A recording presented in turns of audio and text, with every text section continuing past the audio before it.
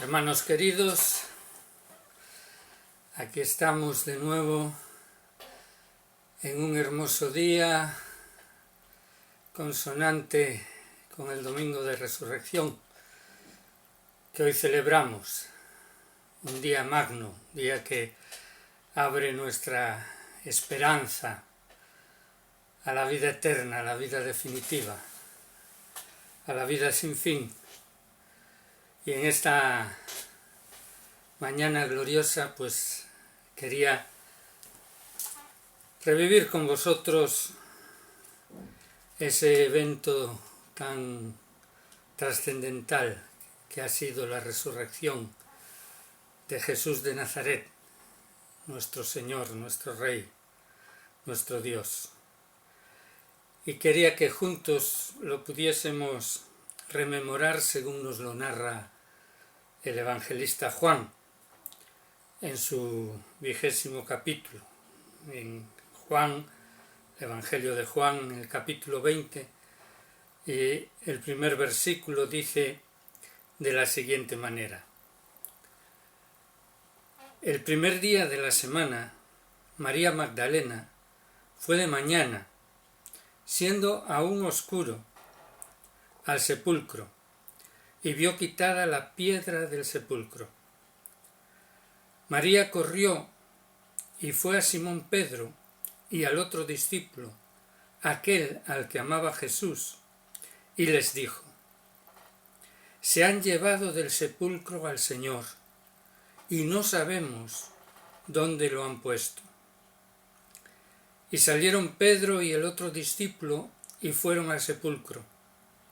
Corrían los dos juntos, pero el otro discípulo corrió más aprisa que Pedro, y llegó primero al sepulcro. Y bajándose a mirar, vio los lienzos puestos allí, pero no entró. Luego llegó Simón Pedro tras él, y entró en el sepulcro, y vio los lienzos puestos allí, y el sudario que había estado sobre la cabeza de Jesús, no puesto con los lienzos, sino enrollado en un lugar aparte. Entonces entró también el otro discípulo, que había venido primero al sepulcro, y vio y creyó, porque aún no habían entendido la Escritura, que era necesario que él resucitase de los muertos. Y volvieron los discípulos a los suyos. Pero María estaba fuera, llorando junto al sepulcro, y mientras lloraba, se inclinó para mirar dentro del sepulcro, y vio a dos ángeles con vestiduras blancas, que estaban sentados, el uno a la cabecera y el otro a los pies, donde el cuerpo de Jesús había sido puesto. Y le dijeron: mujer, ¿por qué lloras? Les dijo: porque se han llevado a mi Señor, y no sé dónde lo han puesto. Cuando había dicho esto, se volvió y vio a Jesús que estaba allí, pero no sabía que era Jesús. Jesús le dijo: mujer, ¿por qué lloras? ¿A quién buscas? Ella, pensando que era el hortelano, le dijo: Señor, si tú lo has llevado, dime dónde lo has puesto, y yo lo llevaré. Jesús le dijo: María. Volviéndose ella le dijo: Raboni, que quiere decir maestro. Jesús le dijo: no me agarres, porque aún no he subido a mi Padre. Pero ve a mis hermanos y diles: subo a mi Padre y a vuestro Padre, a mi Dios y a vuestro Dios. Fue entonces María Magdalena para dar a los discípulos las nuevas de que había visto al Señor y que él le había dicho estas cosas. Cuando llegó la noche de aquel mismo día, el primero de la semana, estando las puertas cerradas, en el lugar donde los discípulos estaban reunidos por miedo de los judíos, vino Jesús y puesto en medio les dijo: paz a vosotros. Y cuando les hubo dicho esto, les mostró las manos y el costado, y los discípulos se regocijaron viendo al Señor. Entonces Jesús les dijo otra vez: paz a vosotros. Como me envió el Padre, así también yo os envío. Y habiendo dicho esto, sopló y les dijo: recibid el Espíritu Santo. A quienes remitiereis los pecados, les son remitidos, y a quienes se los retuviereis, les son retenidos. Me ha llamado la atención, y esto es lo que quisiera compartir con vosotros en esta mañana, unos datos contradictorios que encontramos en el primero de los versículos, porque allí se nos dice que María Magdalena fue de mañana, y esa palabra, mañana, quiere decir que ya había luz, porque la mañana se distingue de la noche en que comienza a surgir la luz, en que las tinieblas dejan de ser tales para disiparse, y aunque de manera progresiva, pero ya se comienza a poder ver y a poder vislumbrar entre sombras los diversos objetos que tenemos delante. Y además, eso dura poco y pronto los perfiles se hacen definidos y se puede distinguir las cosas. Eso es la mañana, que lo distingue de la noche, donde hay oscuridad y no se ve. Sin embargo, afirmando que fue de mañana, es decir, que ya había luz, a continuación dice, siendo aún oscuro, lo cual es contradictorio. Y con frecuencia, cuando aparecen datos que objetivamente son contradictorios, el autor sagrado lo que nos está transmitiendo ahí es una realidad espiritual que trasciende lo objetivo, que trasciende la realidad física. Y aquí podemos entender fácilmente cuál es esa realidad espiritual de la que nos está queriendo indicar aquí el evangelista Juan. Y es que había una diferencia trascendental entre la realidad de la luz que alboreaba y la oscuridad interior de la decepción, de la frustración que Magdalena sentía a causa del temor, de la tristeza que le había producido la ejecución de Jesús en la cruz. Por un lado, la luz ya brillaba, porque Jesús había resucitado, Jesús había vencido la muerte. Ya los seres humanos podíamos dejar de ser esclavos del diablo por temor a la muerte, como nos dice Hebreos, porque la muerte había sido vencida y entonces la mañana alboreaba. Pero María Magdalena en su mente eso todavía no lo había percibido.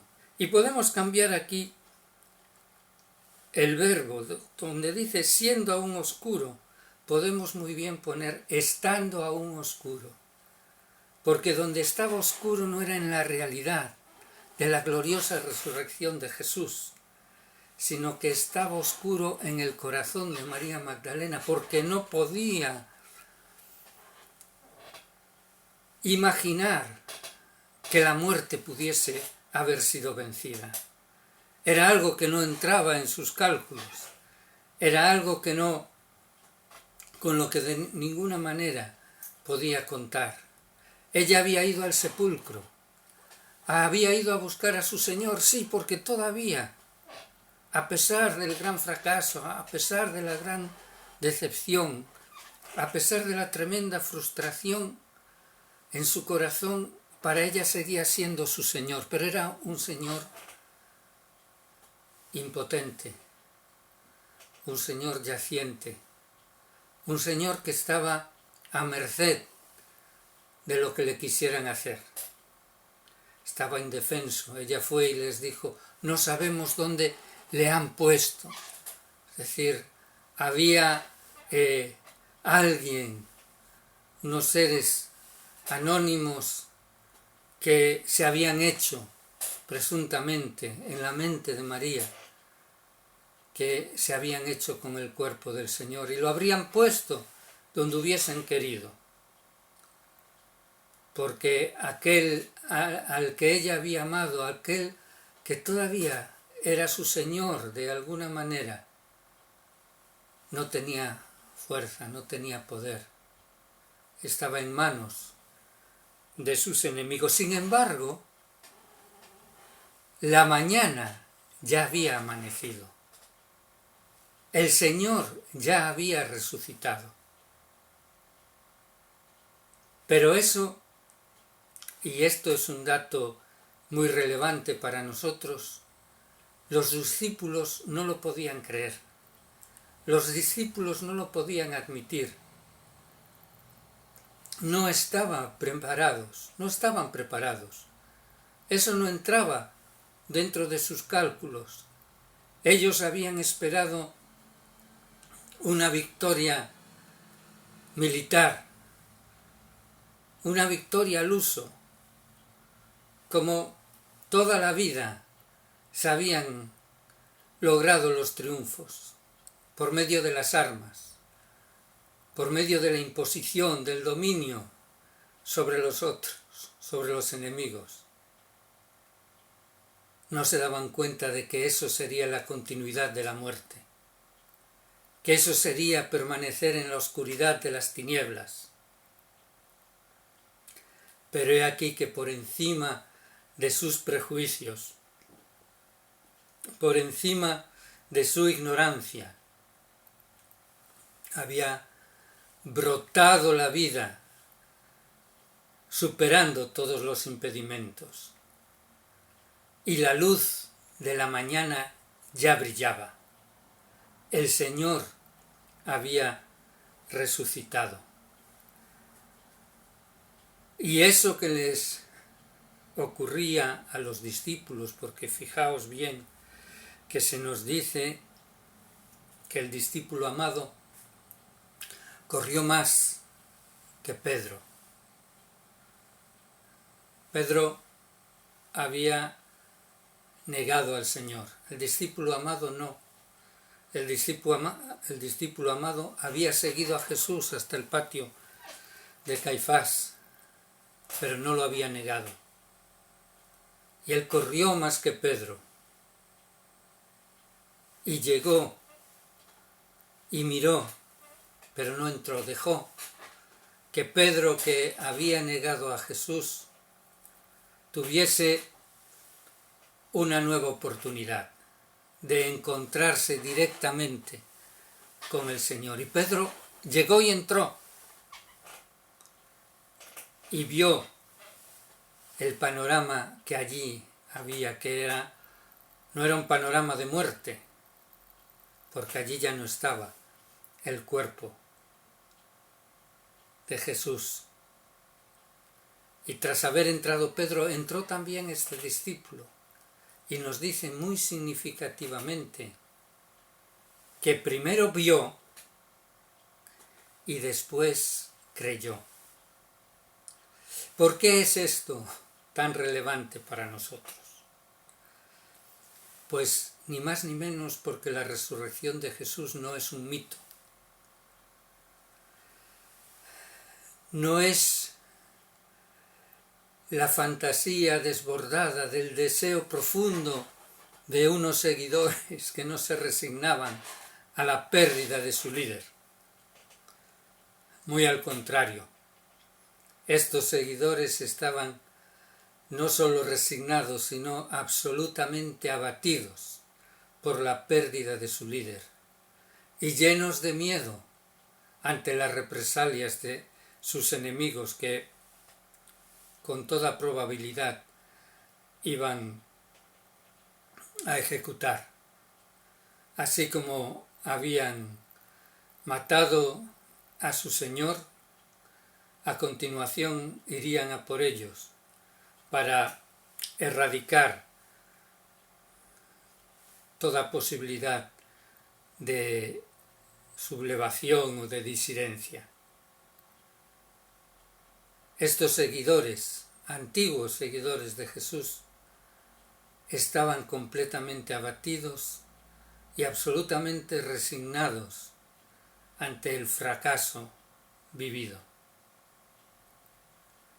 Y esta situación es la garantía para nosotros de que lo que sucedió fue una realidad absoluta, no como en las mitologías paganas, que los eventos extraordinarios se remontan a un lejano pasado del cual ya no se puede tener una visión precisa y clara, sino que por el contrario la esperanza, la convicción cristiana se remonta al día presente. Fue en el mismo día en que Jesús acababa de ser depositado en la tumba. Apenas había transcurrido un día entre una realidad y la otra. La profunda impresión de la crucifixión y muerte consecuente de Jesús estaba profundamente grabada en el corazón de los suyos. No había lugar a posibles especulaciones o fantasías desbordadas. Fantasías que tampoco tenían cabida ni tenían lugar. Ellos estaban claramente persuadidos de que había sido un gran fiasco. Sin embargo, dentro de esas tinieblas profundas en las que estaban sumidos sus corazones, alboreó la luz gloriosa de la resurrección. Jesús había vencido a la muerte. Y esto, hermanos, es lo que yo quisiera en esta mañana dejar con todos nosotros. La resurrección de Cristo no es un mito, no es una teoría, no es una historia bonita. La resurrección de Cristo es la afirmación de nuestra vida y de nuestra vida plena, de nuestra vida procedente de Dios. La calidad de vida que nosotros tenemos ya no es una vida meramente humana, terrenal, transitoria. Es la mismísima vida de Dios por el Espíritu Santo que nos ha sido dado. Acabamos de leer que después de darles su paz, esa paz profunda que nos alcanza a nosotros hoy en día, dice que sopló y les dijo: recibid el Espíritu Santo.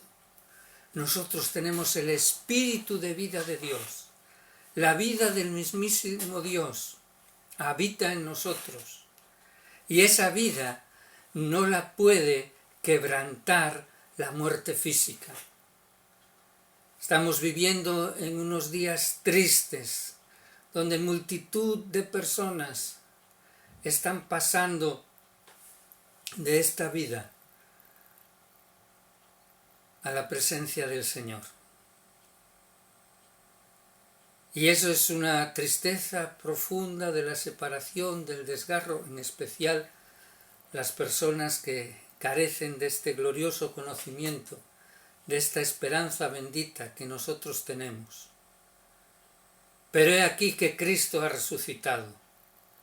Y nosotros sabemos que este es un paso, el dejar esta vida transitoria es un paso para la vida definitiva. Porque la Biblia con claridad nos habla de que la esperanza cristiana no es la inmortalidad del alma que no existió jamás, puesto que Dios nos creó de una manera material y espiritual indisolublemente al mismo tiempo. Por eso, ese paso de la muerte física no es ni más ni menos que la transformación en la vida definitiva, en la resurrección de los muertos, a la final trompeta, que cada uno que atraviesa ese umbral se encuentra con esa nueva y gloriosa realidad. Ya no somos esclavos del temor, dice esa alabanza tan bonita que con frecuencia cantamos. Yo soy hijo de Dios, hijo de la resurrección. La vida brota y florece en mí, porque estoy incorporado al autor de la vida, que es Cristo Jesús, y la muerte no pudo con él. La muerte no ha podido con nuestro Señor, la muerte tampoco puede con nosotros. Por eso nosotros tenemos una esperanza viva, una fe cierta y un gozo permanente, porque nadie nos lo puede arrebatar. Sabemos que como Jesús ha resucitado para no volver a morir, igualmente nosotros, al atravesar el umbral de la muerte, resucitamos para vivir por la eternidad con nuestro amado Salvador. Que esta fe cierta, esta convicción plena, esta esperanza gloriosa, nos acompañe, hermanos, hoy y siempre, para transmitirla por doquier que nosotros vayamos. Amén.